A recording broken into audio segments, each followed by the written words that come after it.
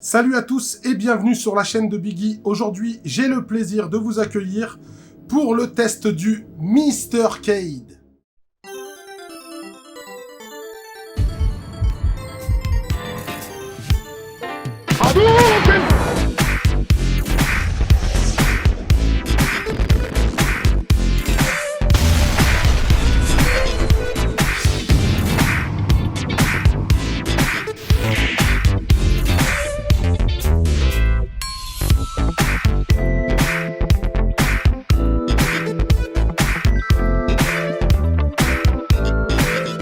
Le Mr. Cade, qu'est-ce que c'est? C'est un autre système qui va vous permettre de jouer au Mister sur votre borne d'arcade avec le format JAMA, mais pas que, je vais y revenir.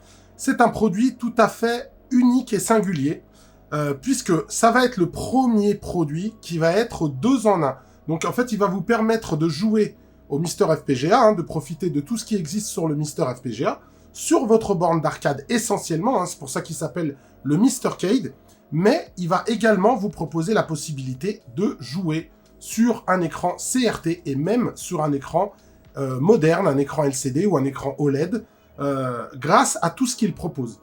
Alors, moi, vous savez, je parle beaucoup du Mister sur la chaîne parce que pour moi, c'est vraiment un système que je trouve révolutionnaire puisqu'il vous permet vraiment de profiter du rétro, de l'arcade, dans des conditions absolument extraordinaires et extrêmement fidèles au système d'origine, voire meilleur dans certains cas, j'en ai déjà parlé. Mais surtout, moi, jouant à l'arcade c'est comme le rétro gaming classique. Malheureusement, les prix sont devenus très élevés, je parle des jeux originaux, etc. Les PCB, c'est un peu le même système. Vous allez trouver encore des PCB abordables. Quand je dis abordable, ça va être dans les, je sais pas moi, 150, 200 €. C'est rare que vous allez trouver des PCB en dessous. Je parle de PCB original, bien entendu, je parle pas de bootleg. Donc, c'est quand même des choses qui ont un coût. Les PCB, c'est pas forcément quelque chose de très sexy, puisque vous avez juste la PCB, c'est juste une plaque en fait, avec des composants électroniques qui vont contenir le jeu.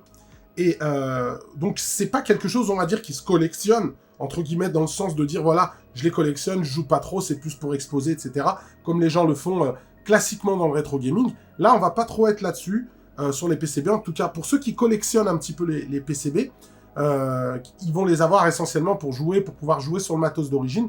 En tout cas, dans la majeure partie des cas. Il y a toujours des exceptions partout. Ça, il n'y a pas de problème. Et donc, moi, étant donné que j'ai quand même quelques PCB pour comme je le dis plusieurs fois, pour une certaine valeur affective, j'en ai pas énormément, je dois en avoir une dizaine, pas plus. Et là, en fait, ça va vous permettre d'avoir, entre guillemets, un multi. C'est ce qu'on appelle un multi. En tout cas, dans le domaine de l'arcade, qu'est-ce que c'est qu'un multi en général? C'est une PCB d'arcade classique qui va contenir plusieurs composants qui va vous permettre de jouer à tous les jeux du même système. Par exemple, hop, derrière moi là, vous avez Sword Strike qui tourne, mais c'est un multi en fait. C'est un multi, c'est la PCB de Sword Strike avec la cartouche qui a été transformée en multi qui nous permet de jouer à tous les jeux CPS3. Donc voilà, la plupart des joueurs arcade sont très friands de multi. Les multis les plus connus, c'est le multi CPS2. On a le multi CPS1 aussi que AJE a sorti il y a peu. D'ailleurs, il a sorti aussi un multi CPS2 il y a peu aussi. Il y a ceux de Darksoft, il y a Apocalypse, il y a plein de grands noms en tout cas en Europe qui rayonnent sur le domaine du multi. Il y a par exemple le multi ARM qui vaut très cher, donc c'est le multi qui va concerner le système M72, donc avec le R-Type 1, le R-Type 2, X-Multiply, R-Duel, j'en passe, Ninja Spirit, donc tous ces jeux-là.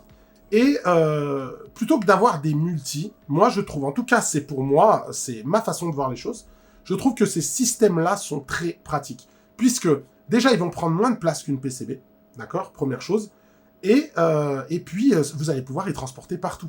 Donc vous allez chez un ami, il a une borne d'arcade, vous pouvez prendre votre système, boum, vous branchez, et vous avez tout. Vous partez, par exemple, moi je fais quelques conventions depuis que j'ai ma chaîne. Quand j'emmène par exemple mes bornes d'arcade, ou si sur place il y a des bornes d'arcade, pour moi c'est plus facile d'avoir ça que de prendre des PCB, par exemple pour faire du 2X ou d'autres jeux de combat, ou pourquoi pas faire de la Neo Geo.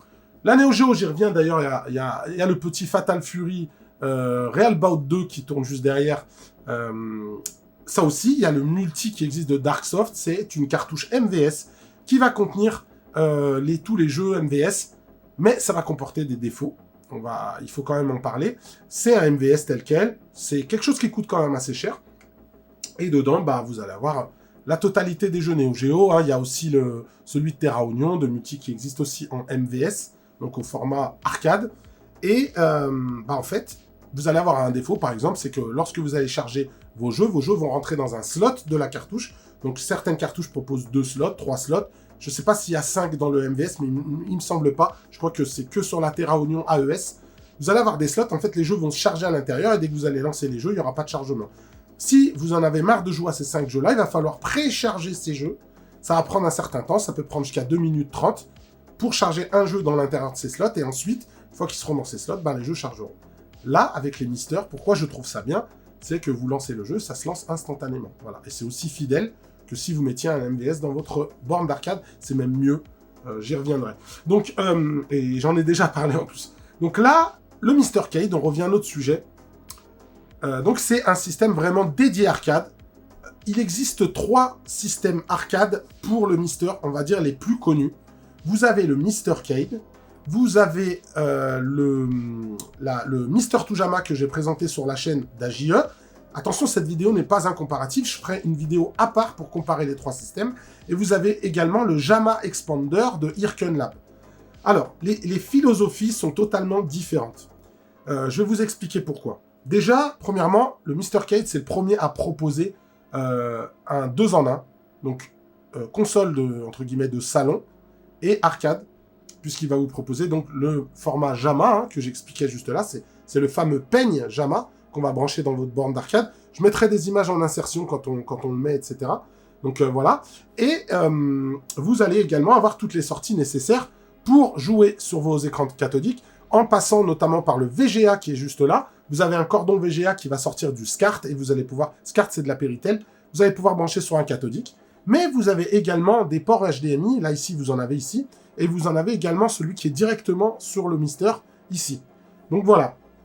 Ce qui fait que vous allez pouvoir en même temps jouer sur votre borne d'arcade avec une sortie sur un câble HDMI. On peut par exemple...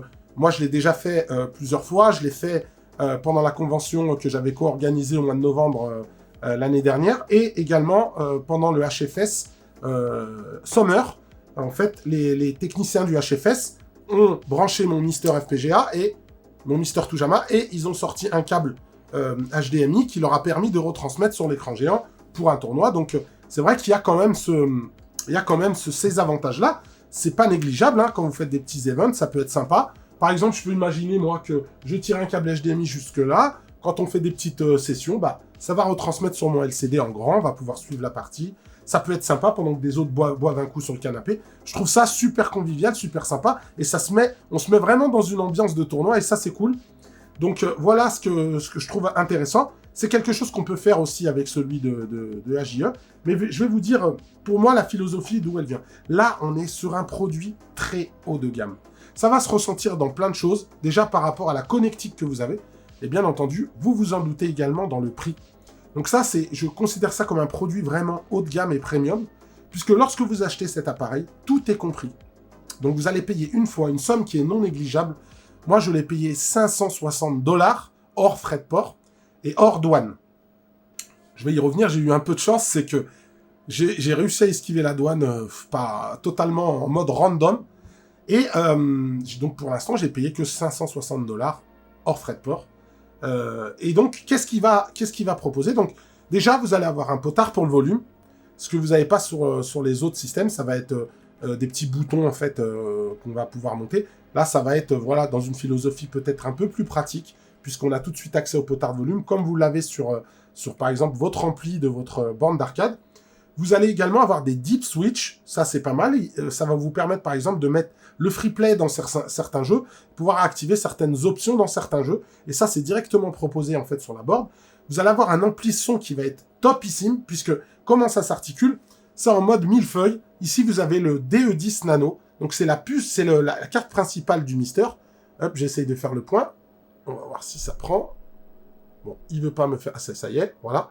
Donc là, vous avez le 2U10 Nano, c'est la carte principale du Mister FPGA. Et ensuite, vous allez avoir ce qu'on appelle une I/O board. C'est une carte supplémentaire qui va vous permettre d'avoir le port JAMA déjà et d'avoir des sorties audio. Ça a été designé par Mister Addon. Hein. C'est ceux qui commercialisent le Mister Cade.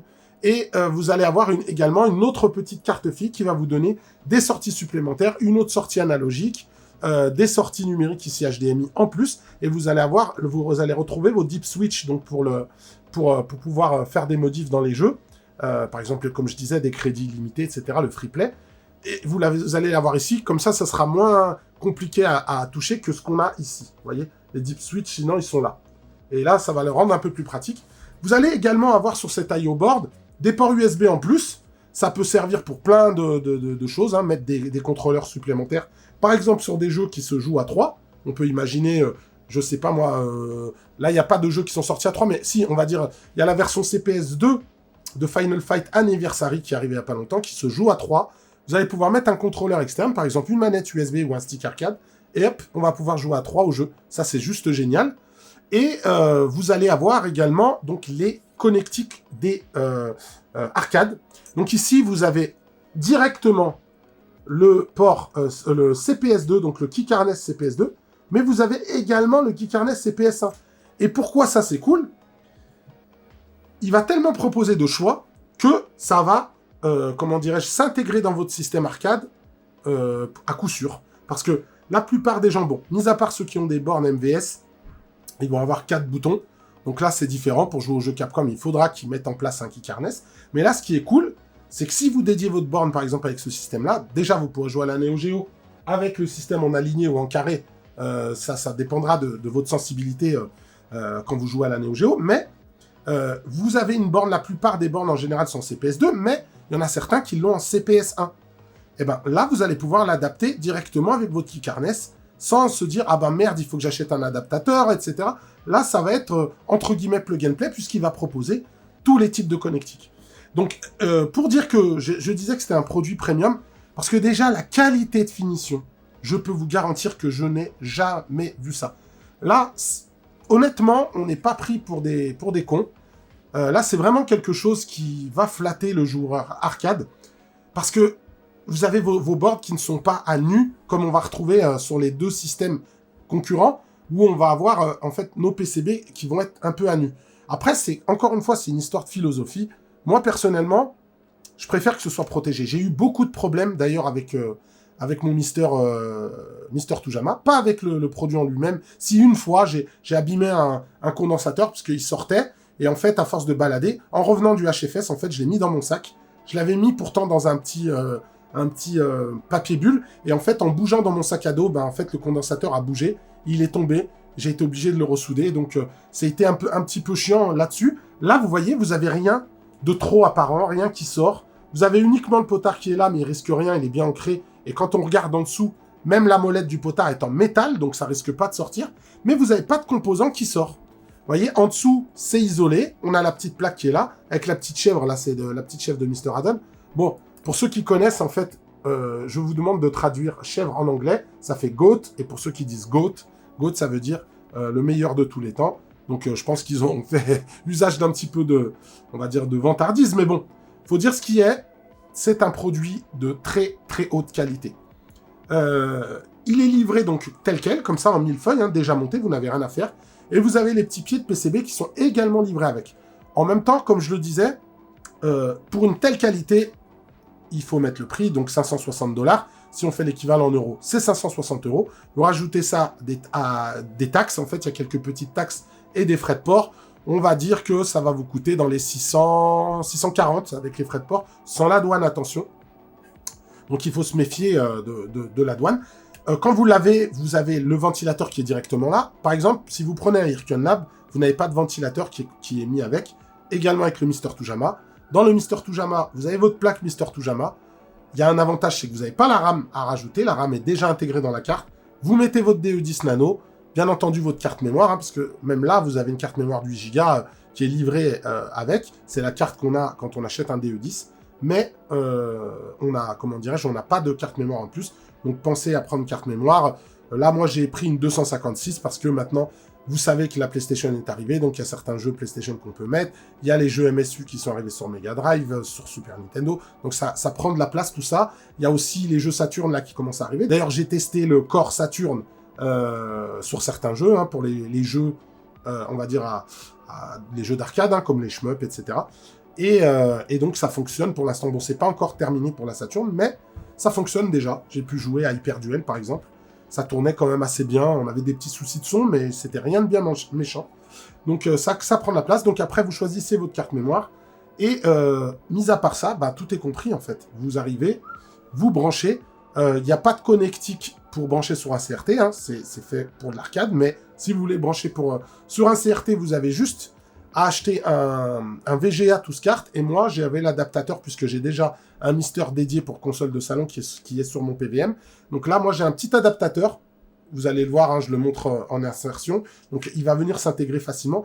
Vous posez la carte avec ses pieds de PCB, vous branchez votre petit connecteur SCART ou votre câble VGA tous cartes, et vous branchez sur votre PVM ou sur votre écran CRT, et puis vous allez jouer, voilà, vous branchez en USB, vous pouvez mettre un stick arcade, vous pouvez mettre des manettes USB sans fil, par exemple, moi j'ai mis, comment dirais-je, j'ai mis les 8-bit Do, hein, sont reconnus direct, ça fonctionne très très bien, les rétrobits aussi, elles fonctionnent aussi très très bien dessus. Vous allez avoir une connectique pour pouvoir brancher même les snacks, les adaptateurs snacks. Alors qu'est-ce que c'est que les adaptateurs snacks? Encore une fois, c'est un peu de la barbarie. Ça va vous permettre de brancher les manettes originales. Donc vous allez pouvoir brancher en prenant un adaptateur snack, soit vous prenez le Decapod qui va vous faire... le Decapod, c'est celui qui... c'est, comme il s'appelle, Antonio Villena qui fait ça. Et en fait, ça va vous allez pouvoir brancher toutes les prises... vous allez avoir toutes les prises des consoles rétro, SNES, Mega Drive, PC Engine, etc. NES. Et vous allez pouvoir y brancher, puis jouer avec vos manettes originales. Bon, moi je trouve ça cool, mais il y a quand même un désavantage, hein, certain, c'est que vous ne pouvez pas vous servir de votre manette si vous n'êtes pas dans le corps de la console. Par exemple, si quand vous allez vouloir naviguer dans les menus, ça n'a pas marché avec la manette SNES, il va falloir, avec votre manette USB, lancer le corps SNES, et une fois que vous êtes dans le corps SNES, bah, boum, ça va marcher. La manette va être reconnue dans les jeux SNES, mais pas dans les menus. Je trouve ça un peu chiant, donc finalement, moi, ça m'est passé, ça. Donc je préfère jouer avec une bonne manette, voilà, qui va faire à peu près, on va dire, qui va être facile à utiliser sur les différents corps. Et ben, en fait, là, c'est nickel. Si je pars chez des amis, par exemple, je prends ça. On peut jouer sur la télé à des jeux à plusieurs, par exemple Bomberman, pour des jeux console, jouer à des street consoles, etc., pour se rappeler le bon vieux temps. Et si le mec a une borne d'arcade, tu branches ça et c'est parti. Suffit que tu aies un peu comme ici, un petit kit Link, comment dirais-je, un kit Tensei. D'ailleurs, grosse dédicace à Seb DNS qui m'a fait le kit Tensei qui me permet de raccorder mes deux bornes. Donc vous avez un petit kit Tensei, vous mettez votre kit, vous branchez vos bornes ensemble et boum, c'est parti. Du multi à deux, du moins du versus à deux, avec chacun sa borne, c'est super cool. Et voilà, donc vous prenez ça et puis vous êtes tranquille. Et même si, voilà, vous mettez à l'arcade, bah, en fait, ça va vous synthétiser la totale. Voilà pourquoi moi, c'est vraiment quelque chose que j'apprécie. J'avais déjà, comme vous le saviez, le Mister Toujama, un produit que j'ai énormément apprécié, surtout qu'il était le premier, entre guillemets, en tout cas pour la France, parce que Mister Cade, ils avaient sorti leur première version, qui n'a rien à voir avec celle-ci. Hein. Celle-là, c'est une toute nouvelle révision de la board. Donc, pour synthétiser, quand vous l'achetez, vous avez une petite plaque en dessous qui va vous protéger, et du coup, vous n'allez pas pouvoir vous prendrez pas de star sur votre Mister, parce que dans les bornes d'arcade, souvent, ça fait contact. Vous avez la RAM ici, directement livrée avec. Si un jour, ben, je sais pas, dans un futur, ils augmentent, ce qui m'étonnerait, mais vous pourrez au moins changer la RAM. Là, vous enlevez la plaque du haut, et on voit exactement tout. Il y avait un truc important que je dois signaler, c'est qu'à la base, dans les documentations qu'ils fournissent, ils disent que, en fait, pour jouer sur un écran, c'est cette prise-là. Je sais pas, vous me direz en commentaire. Moi, j'ai eu des soucis, j'ai pas pu brancher mon kit là. En fait, la synchro fonctionne pas. Quand je branche mon SCART qui va dans mon PVM, bah ça marche pas. J'ai été obligé de le brancher sur cette prise-là. Et en plus, en ouvrant, j'ai vu qu'il y avait un jumper où c'est écrit HD15, HD15K. Donc en fait, j'ai compris qu'il fallait mettre un jumper à cet endroit-là. J'ai récupéré un jumper, je l'ai mis. Et là, boum, ça a marché nickel. La sortie est arrivée avec une pêche d'image absolument incroyable. J'avais jamais vu ça. J'ai dû baisser le contraste et le bright sur mon PVM. Hein, ça envoyait énormément de pêche. Mais à part ça, voilà, ça fonctionnait nickel. J'apprécie énormément ça. Ça, je vous le dis. Bon, de base, déjà sur un DE10 nano, non, sur une IO board, pardon, vous avez la sortie optique. Donc, si vous avez un ampli, vous avez, vous savez, le jack optique qui va pouvoir se brancher ici. Mais vous avez des RCA, et ça, c'est vraiment le luxe. La plupart, on va dire, Irken Lab a fait ce choix-là pour de mettre du RCA. Moi, je trouve ça beaucoup plus pratique. Mais la philosophie d'AJE, lui, c'était de ressembler à une PCB. Et donc, il va vous falloir encore un câble qui va vous faire les 4 pins JST vers stéréo, vers les RCA. Hein. Bon, j'en avais fait faire chez SEPDNS, hein, ça fonctionne très bien. Mais je trouve ça moins pratique que d'avoir les RCA directement. Vous avez une Blast City, par exemple, vous avez vos RCA qui arrivent, boum, vous mettez dessus, ça marche. Point barre, vous êtes en stéréo, et tout est nickel. Donc, voilà pourquoi ce produit est vraiment top. Donc, qu'est-ce que j'en pense? Bah, mis à part le prix, on va pas se mentir, hein, mais autant de choses, ça vaut son prix. Pour moi, c'est le meilleur des systèmes fait pour l'arcade, parce qu'il est complet. Il est complet, il est complet. Vous avez ça, vous vous dites, bah, j'ai pas les thunes pour m'acheter un Mister. Moi, j'ai eu de la chance, c'est que moi, j'ai acheté mes Mister quand ça valait pas le prix que ça vaut aujourd'hui. Malheureusement, les prix ont explosé. Mais ça, par exemple, tu pars de ça, tu prends ça, et tu te dis, bah, ça marche dans ma borne. Si je veux jouer sur mon CRT, je joue. J'ai juste à débrancher, à rebrancher ailleurs, et c'est totalement safe. Par contre, à penser, si vous voulez le brancher, d'ailleurs, sur votre, comment dirais-je, votre écran cathodique, votre télé cathodique, il faudra récupérer une alim de DE10 nano. Ça, c'est dommage, parce que quand vous faites ça, quand vous achetez ça, normalement, chaque fois qu'on achète un DE10, on a l'alim qui va avec.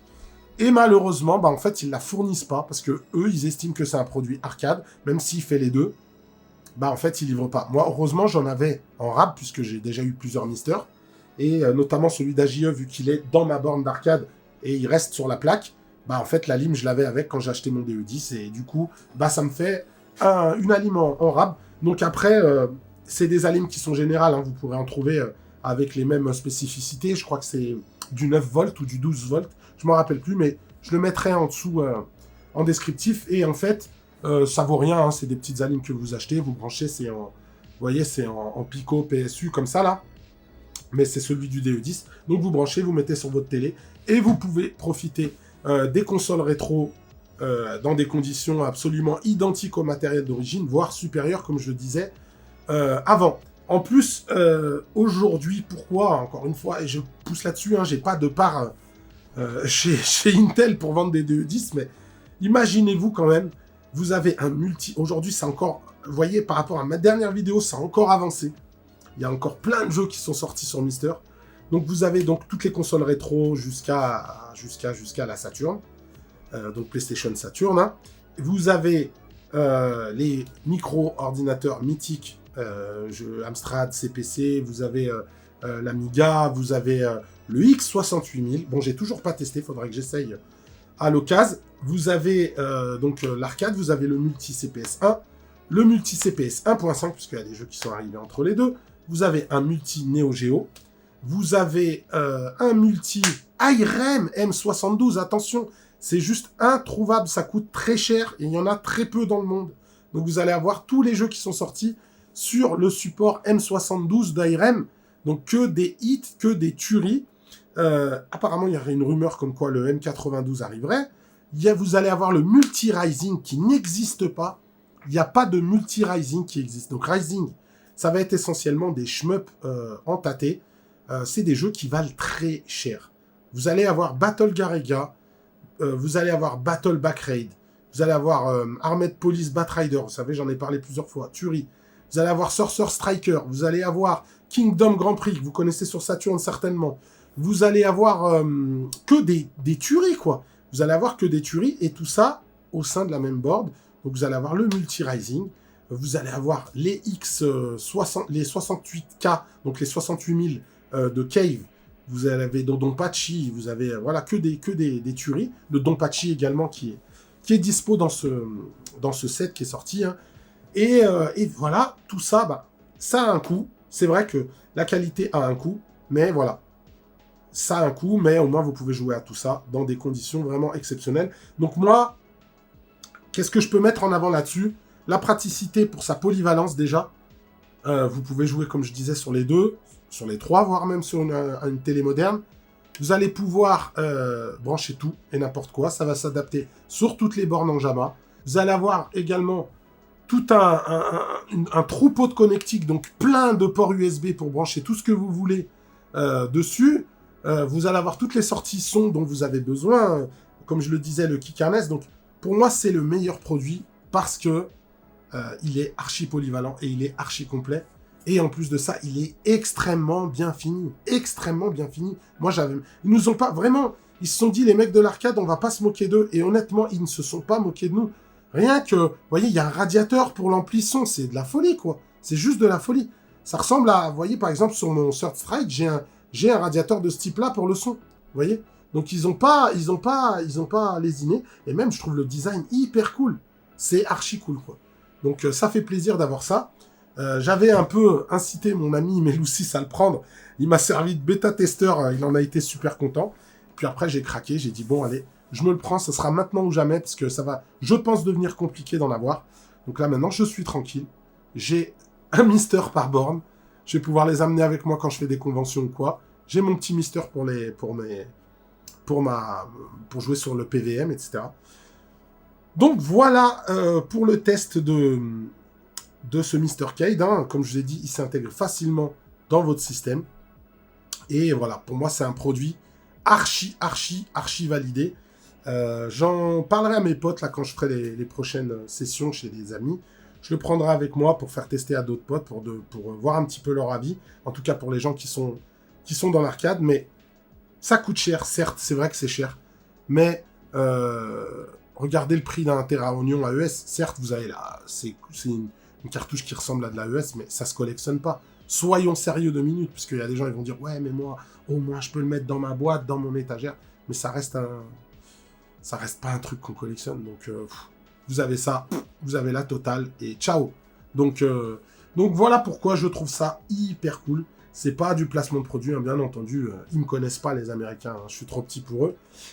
Donc, j'ai pas été sponsorisé. Je l'ai payé comme tout le monde. J'ai juste eu un peu de chance avec la douane. J'en suis très content d'ailleurs. Donc, voilà. J'espère que ce test du Mr. Cade vous aura plu. Et en attendant, je vous dis à bientôt. Salut!